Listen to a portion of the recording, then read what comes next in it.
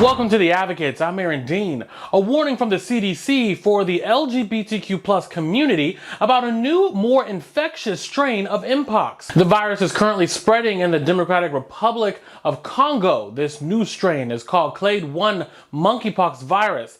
It is more contagious and causes more severe infections than the one behind last year's global outbreak. No cases of this new strain have been detected in the U.S. The CDC issued a travel warning and is asking doctors to talk to patients who recently traveled to the DRC. In 2022, 31,000 Americans were diagnosed with MPOX. Most were queer men. 55 people died. And a Texas woman is getting the abortion care that she needs only after a judge ruled it was okay to terminate her pregnancy. Katie Cox was 20 weeks pregnant when she filed a lawsuit against the state. She learned the unborn baby had a fatal genetic condition. It could jeopardize her health and future fertility. The judge in the case granted a temporary restraining order against the state. This then allowed Cox to go ahead with the abortion. The White House says no woman should have to do that to get reproductive care. No woman should have to go to a court to get the health care that she needs. That should not be the case. No woman should have to do that. So let me just start off by saying that. So we are glad that this person will get the care that she needs from her doctor. Again, should be her decision to be made with her doctor, which is sometimes some really difficult decisions that women have to make. Texas law only allows abortions after 6 weeks if there is a medical and life-threatening emergency. Now doctors risk losing their medical license or jail time. Well, let's switch gears for a moment. He's a TV star, fashion expert, and a strong advocate for the Black queer community. Marcellas Reynolds knows the power of representation and what it can do for others. He's using his own experiences to teach others about self-expression. So here we are every day talking about the importance of diversity and inclusion. And with your career, you've been in every little piece of it, everything. What's missing in those diversity and inclusion spaces in these industries? Why are we not still seeing more people of color, queer people or queer people of color holding these spaces? What do you think is the disconnect? I'll tell you exactly what's missing. So Mhm. we are having these conversations, and for the last couple of years, we have really been having these conversations in a meaningful way since George Floyd, since the pandemic, since uh, since the protest. Um, Now we need to. Beth Ann Hardison, the legend, right, says this thing, and I don't know if you know who Beth Ann Hardison is to the casual viewer, but she was one of the black models who was in the Battle of Versailles, and she's this legendary figure in fashion that's also always pushed this idea of diversity and inclusion in fashion. Mhm. Beth Ann Hardison says, now that we're in this conversation about diversity and inclusion and we're seeing it in front of the camera, we need to talk about integration. We need to see it behind the camera. We need people of color behind the camera that are actually making the decisions. We need LGBTQIA plus people in power that are actually making the decisions. I don't think you can be not a member of the group and tell the story of the group Mm, in the right way. right. That's why I write books that center on the Black woman, that center on the Black experience, because you're not getting it in the right way unless you get it from the person's mouth. And in my books, you do. And unless you get it from somebody that's also been a part of the struggle, right? Mhm. So that's what we need to see. We need to see people of color. We need to see people that are family, LGBTQIA plus, in positions of power that can make those choices. Because when we're in those rooms, when we see these people making mistakes, we get to correct those mistakes. Mhm.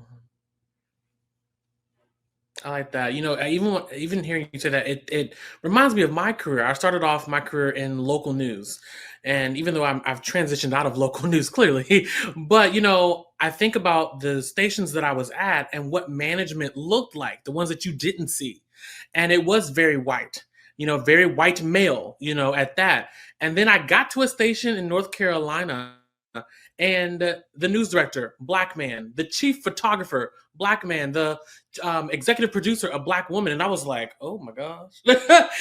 But I walked into that newsroom and I saw a little bit of everybody, and it was an experience where, like you said, like we were all at the table, front of the camera, behind the camera, able to make very well-rounded decisions editorially to where the audience really appreciated that. So what you're saying is very, very true. When we look at, with your intersections of being gay and black, share with our audience a little bit about some of those unique challenges that you faced throughout your career and how you overcame them when it comes to the entertainment industry.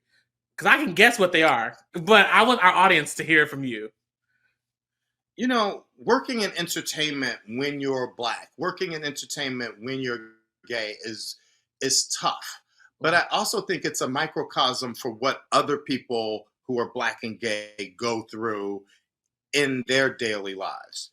You're also always dealing with microaggressions that you shouldn't have to deal with. You're code switching from the moment you wake up in the morning until you walk through your door at night. You're actually ping ponging off each person that you meet, and you're trying to give them what they want from you in a way that's acceptable for them. And I think that's always been the hardest part of a career in entertainment. When I was really trying to be an actor, I would get auditions, and there was this moment where people would say, "Can you be bigger?" And that was, I learned very quickly, code word for "Can you be gayer?" Yes. Because if you weren't acting gay and over the top, they didn't understand that, because that was the parameter within which they understood gayness. So you had to be like kind of this hyper feminine character. But maybe I didn't want to play that character that way, right? Maybe I wanted to play it more understated, because gay people cover the entire spectrum from femme to masculine. Yes. Right? So let me be who I really am going to be, because I guarantee you there are going to be times where I'm going to queen out, and then there are times where I'm going to get aggressive and butch up. You know what I mean? Because that's humanity. That's human. That's the experience. But I think for me, as far as entertainment, I might say something that's a little bit controversial, but my gayness and my blackness has always been an asset to me. Okay. Once I moved into entertainment, it did make me seem somewhat special. It's hard, though, when you're the only black person in the room, because you carry that with you. You are now the exemplar for your whole race, and that's never fun. You want to be seen for who you are as an individual, not as a set of stereotypes that the viewer may harbor. But a lot of times you walk in and you are a palate cleanser. You know what I mean? If they've seen all this like kind of whiteness, and then all of a sudden here comes the blackness, they're like, oh, this is different. Let's see what this is like. So I think if you see it sometimes as an advantage instead of a disadvantage, it can be a good thing. It's all about perspective, you would say? I don't want to say it's all about perspective, you know what I mean? And leave it there, right? Because we know racism, and we know homophobia, and we know when we see it, and we know when we feel it, right? But it doesn't necessarily lead with that. Right. And in businesses like fashion and in businesses like entertainment, you do meet a lot of people who are very liberal and very welcoming. And so in some ways, we are lucky in those businesses. I'm not saying that those businesses are bias free, because they are. Trust. Right. Yes. Yes. Yes. Yes.